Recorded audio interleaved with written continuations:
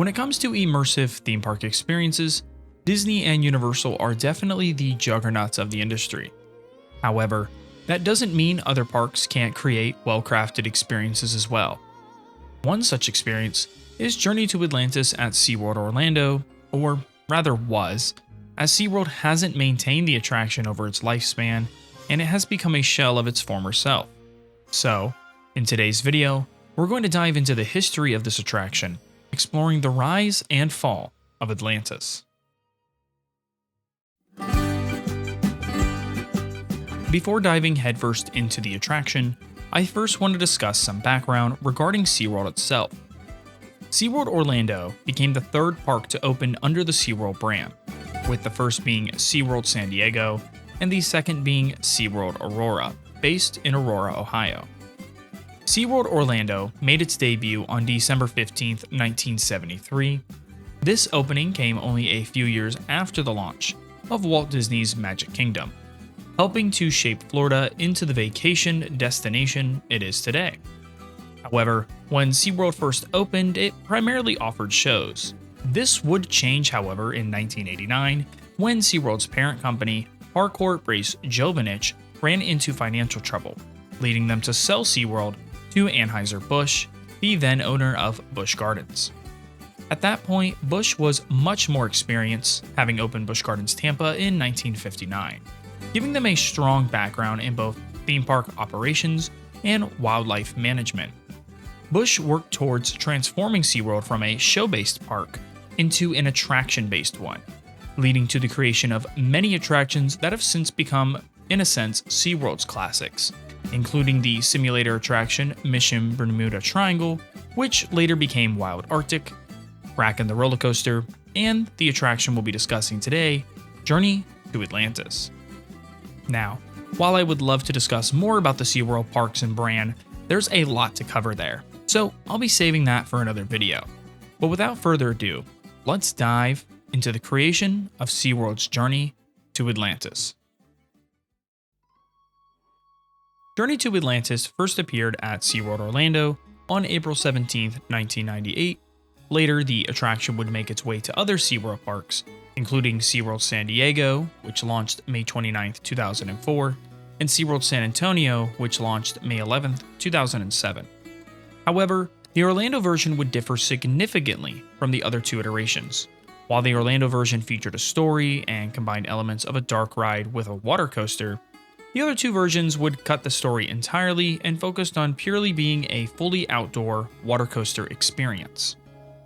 Journey to Atlantis, however, would receive mixed reception from guests, with some claiming it was too scary for small children and that it didn't align with the park's family-friendly aesthetic. Despite this, Journey to Atlantis was still one of SeaWorld's most popular attractions, at least at the time.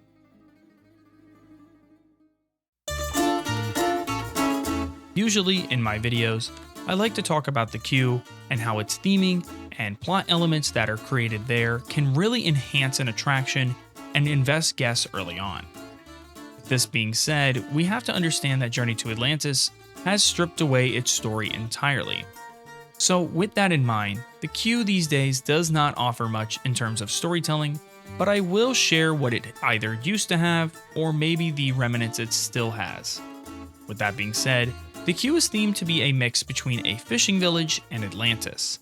The story leading into the queue was that Atlantis has risen again, and people were visiting the city as kind of a tourist attraction. A local fisherman named Starvos warned guests to stay away from Atlantis as it was very dangerous. Now, another fun aspect of this attraction is its safety video, which longtime fans will no doubt remember. It features a mime explaining the usual safety features in some funny skits, such as the mime getting splashed with water when explaining to guests they'll get soaked on the ride, or just acting flat out ridiculous explaining any other safety rules. I always thought this was such a strange safety video, as the attraction gives off a much different tone than the video and the queue do. The actual attraction is much more dark and ominous, whereas the safety videos are comedic and the queues present a theme of adventure. Nonetheless, it's something I wanted to discuss as growing up and going to SeaWorld, I vividly remember these safety videos before boarding and always found them mildly entertaining.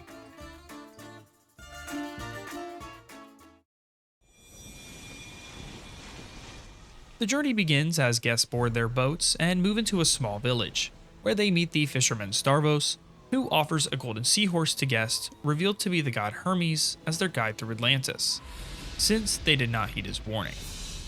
Guests are then led by Hermes into a tunnel of stars and into a glowing coral reef, where they see a statue of a mermaid that suddenly begins to glow.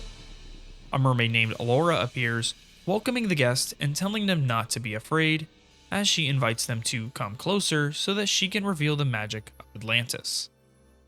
Hermes then guides the guests into the city, which is eerily empty. As guests make their way, they pass by a statue of a woman pouring water.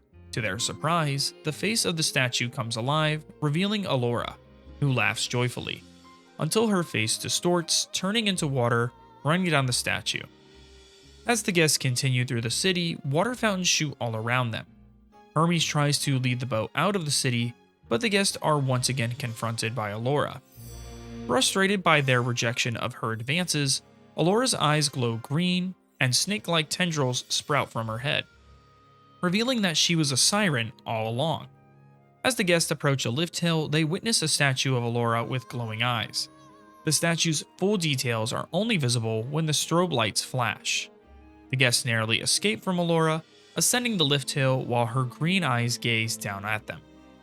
When the doors open at the top, Allura laughs, teasing the guests with a seemingly massive drop, only to reveal a route along the outside of the temple. Guests ascend another lift hill, where oddly the Beetlejuice theme once played. This was replaced after the 2017 refurbishment. After rounding a corner, the guests finally reach the 60-foot drop and plunge straight down into the lagoon.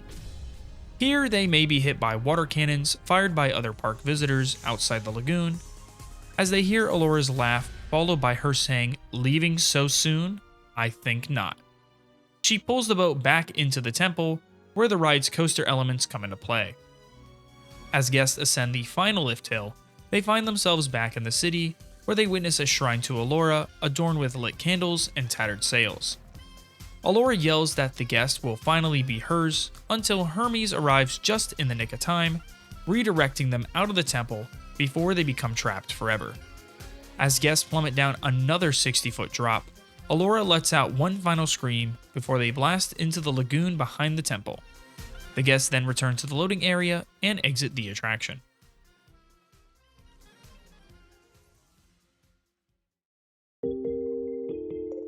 Now, typically, I don't discuss gift shops after attractions, as most don't add anything to the attraction other than really expensive merchandise.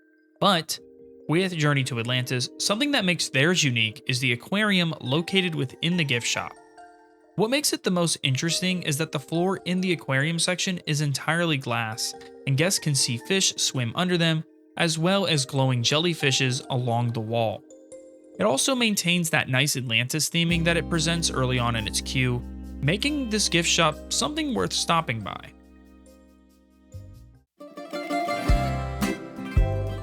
Unfortunately, the attraction is nothing like it once was. During its seasonal maintenance in 2017, all of the effects, including the Siren Allura and the Seahorse Hermes, were turned off, along with any lighting and audio effects. Additionally, the original music score and narration were replaced with a continuous loop of a song called Call of the Ocean from one of SeaWorld's previously featured shows. To this day, the attraction remains in its diminished state, with the potential to be replaced looming ever so closer. It seems SeaWorld currently views Journey to Atlantis as non-essential, keeping it around mainly to pad out wait times during the park's busy season. Hopefully, SeaWorld will one day recognize the value of Journey to Atlantis and provide the proper refurbishment and overhaul it deserves, but I wouldn't hold my breath.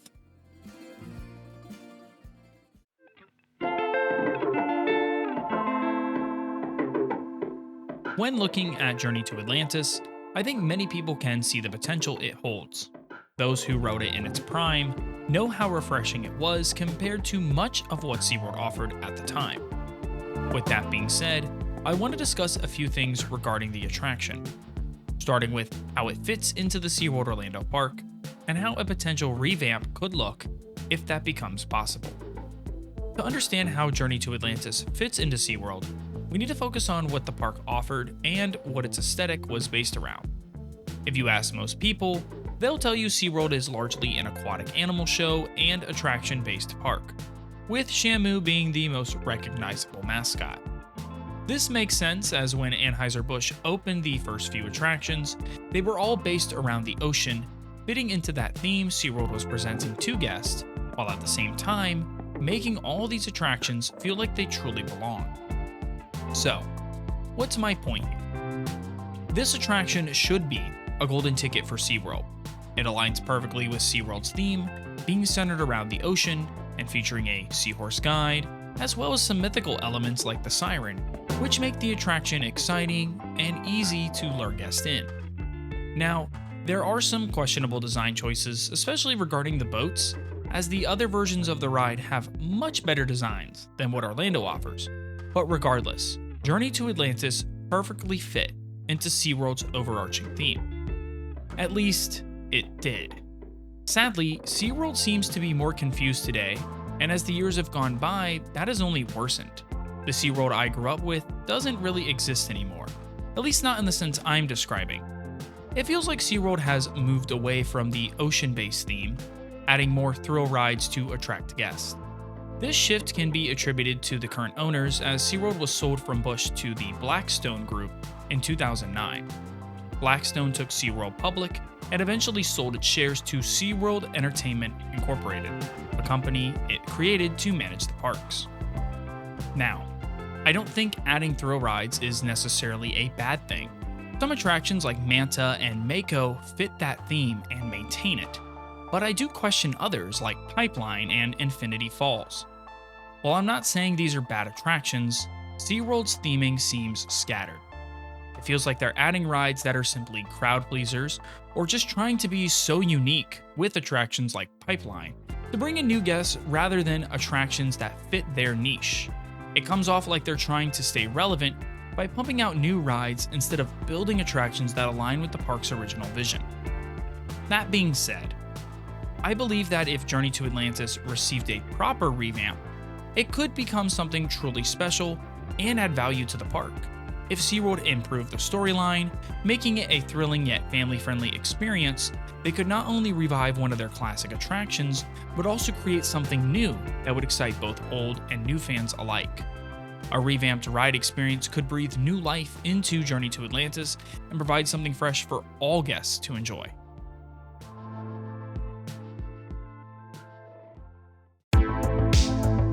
Looking at Journey to Atlantis, it's easy to see how it fits into SeaWorld's atmosphere, and in many ways, has become one of SeaWorld's classic attractions loved by many.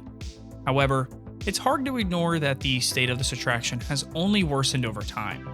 Both longtime fans and new visitors would love to see life brought back into this attraction and to recreate the exciting and immersive experience it once offered. That said, that's all for this video. Thank you guys so much for the support. If you haven't already, please like the video, and if you're new here, consider subscribing. Until then, I'll see you guys in the next video.